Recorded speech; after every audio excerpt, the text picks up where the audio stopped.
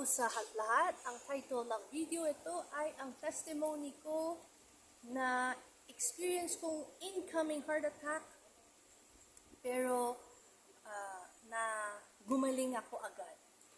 So, itong nangyari sa akin mga 5 years ago when namatay ang tatay ko and naalaga ko siya for a year, me and yung mom ko. And sobrang stressful ang buhay namin that time. Yung season of talagang hirap, sobrang hirap.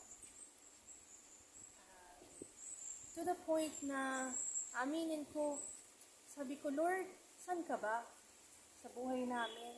Bakit ayaw mong pagalingin ang tatay ko? Pero afterwards, when na-calm na yung isip ko, puso ko, sabi raw ni Father God sa akin, according to His will yun. Kasi meron siyang plano sa buhay namin eh. Lahat tayo. At akala natin, yung plano natin sa buhay, yun ang maganda para sa atin. Pero hindi eh.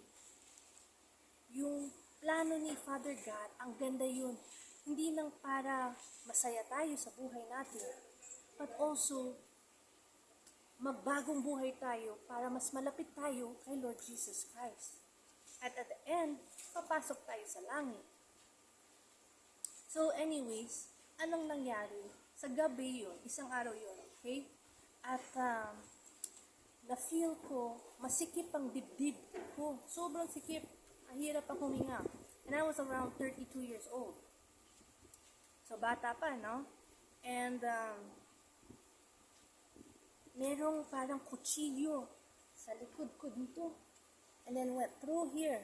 Yun ang feeling ko. Tapos, ako kasi prayerful woman ako. So alam ko yung spiritual warfare. Okay? What's happening sa spirit. So nagba-rebuke ko, pray over ko, casting down every masamang espiritu sa bahay namin. Pero wala pa rin. So, sabi ko, Lord Jesus Christ. So, nag-pray na ako. Pumasok ako sa kwarto. And, ay kasama ko mami ko. So, hindi niya alam. I never told her. Kasi ayokong malaman niya na ma-worry siya. Meron na ngang nawala na siyang asawa. Dagdag pa ako sa stress niya. And, naka-recover lang siya sa stroke. So, parang ayoko yung pabigat sa family ko. And dalawa lang kami. Okay? Naiwan. So, I prayed. Sabi ko, Lord Jesus Christ, itong una kong dasal. Namatay lang tatay ko. Please, maawa po kayo. Huwag niyo ako kunin. Di pa ako ready. And, maawa po kayo sa nanay ko. Kung mawala ako, sinong maalaga sa kanya? Nag-stroke ng shock. Na-recover na siya eh.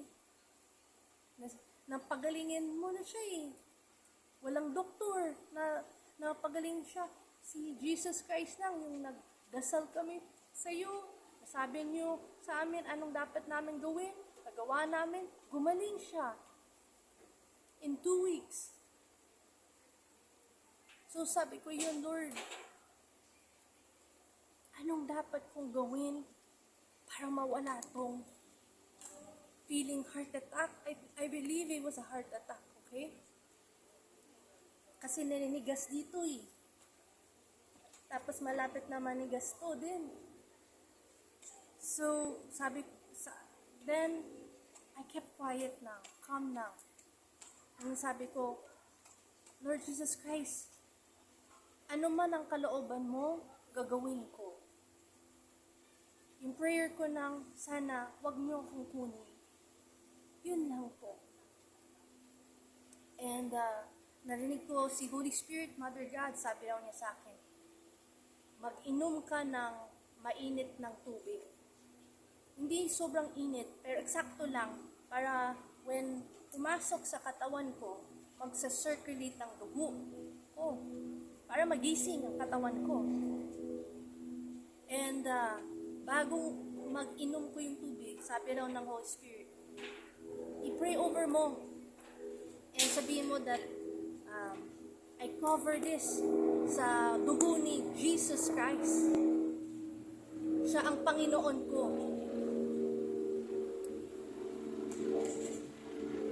And nagawa ko yun, nainom ko, isang glass yun. Okay? And then, so, gumaan ang pakiramdam ko. And I said, Lord, kayo nang bahala sa akin. Nagawa ko na lahat. And sabi ko, Holy Spirit, hinga.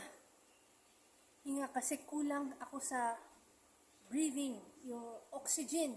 Kasi di ba sa heart attack, kulang ang oxygen sa ulo. Hindi napunta sa brain. So, pwede ako maging stroke or coma, right? Right there and then. Kung hindi mo ko magawa yung utos ni Holy Spirit. And alam nyo, talaga, ang hirap ang heart attack. Makikita nyo, di ba, sa mga tao, pwedeng namatay ako, pwede ako maging stroke, pwedeng coma, whatever, right? Pero, nagawa ko ang kalooban ng Diyos kasi natanong ko sa Kanya, anong kalooban mo para sa akin? And when natulog na ako, I slept early that night. And when nagising ako the next morning, parang hindi nang wala. Pero parang, nangyari ba yun? Or baka panaginip ko? Ganun. And until now, kita nyo, mas malakas pa ako na yun. In fact, feeling ko na yun, yung lakas ko parang as I was like sa high school. Kasi God is strengthening me. Giving me yung workout, hindi nang linisin ang isip ko sa mga masamang teaching sa mundo. Linisin ang puso sa mga kasalanan ko. At maging healthy physically. At basa yung Word of God sa Bible and prayer time, fasting. I'm strong. Not kasi gusto ko, not kasi yun ang feeling ng masarap. Hindi, kasi yun ang utos ni Father God sa akin. Muntik na ako namatay, hindi nang nabuhay ako na yun, but lumakas. At now, nagpa-preach ako sa mga tao na i-inspire ko sila. Gawin nyo ang kalooban ng Diyos. Kung meron kayong sakit sa katawan nyo, tanongin nyo si Jesus Christ. Lord, una, kalooban mo bang gumaling ako? Kasi, alam nyo, hindi natin alam bakit. Diba, mayroong mga taong namatay sa sakit. Pwedeng kalooban ng Diyos. Second, pwedeng attack ng demonyo yun. Para hindi siya magsisi sa kasalanan niya. Ano mangyari? Pupunta siya sa impyerno.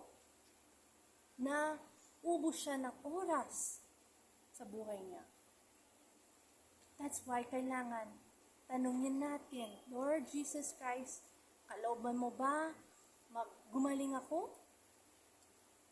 Also, pwedeng parang katulad ng tatay ko, namatay. Nagawa na namin lahat. Pray over fasting. Lahat ng herbal medicines. Doctor sa online kasi pandemic yun. Hindi kami pwedeng pumasok sa hospital or else abuna ang tatay ko. Anong nangyari? Kalooban ng Diyos, kunin siya. Bakit? Para kami ni Mami mas malapit kay Jesus Christ kasi darating na si Jesus Christ dito. Kukunin niya na lahat ang mga believers who are faithful and obedient. Rapture time. Ready ka ba? Baka maiiwan ka dito. That was yung sign sa amin. That's why nakuha ni Jesus Christ ang tatay ko. That's why kailangan mo tanungin parati lahat ng kilos mo, lahat ng situations mo sa buhay kay Jesus Christ kasi siya ang master natin eh. Kung sasabihin mo sa Kanya, siya ang Panginoon mo. Pero gagawin mo ang kalooban mo, hindi Panginoon mo siya. That means, sinungaling ka. Diba? Let's speak the truth. So, I'm encouraging you, through yung testimony ko nangyari sa akin, tumapang ako. Hindi ako nagtiwala sa mga tao. Walang time. So, ano nangyari? I put my life on the line to Lord Jesus Christ. Anong nagawa niya? Nabigay niya sa akin ang buhay ko ulit. Sabi ko, Lord, kasi gumaling ako through you, bibigay ko ang buhay ko para sa iyo. Para lahat ng nagawa ko, you be glorified. Para sana mga tao marinig ang messages mo through me at magkumbaba at magsisi sa lahat ng kasalanan nila para makapasok sila sa langit. Yun ang prayer ko. And God answered it. So, sana na-inspire kayo sa testimony ko. So, when meron kayong kamag-anak, kaibigan, anyone na merong sakit or problema, sabihin nyo sa Kanya, tanungin nyo kay Jesus Christ anong kalooban niya. Personal relationship with the Lord Jesus Christ. Yun ang importante para tutulungan niya ka. Huwag kayong mag-rely dito sa isip, experience, pride yan. Diba ako, nagkumbaba, gumaling ako.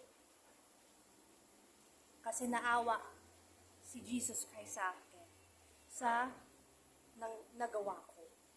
Pero kung gusto mong pumili ng kaya ko, punta na lang ako sa doktor, punta na ako sa medicine. Ikaw bahala. Mahirapan ang buhay mo. Testimony ko, buhay ko na to eh. Ganda eh. Mahirap, pero maganda naman na experience ko. Mas malapit naman ako kay Jesus Christ. Yun ang importante. That's why we live, di ba? So, this is the end of the video. Please share this. May Jesus Christ bless you.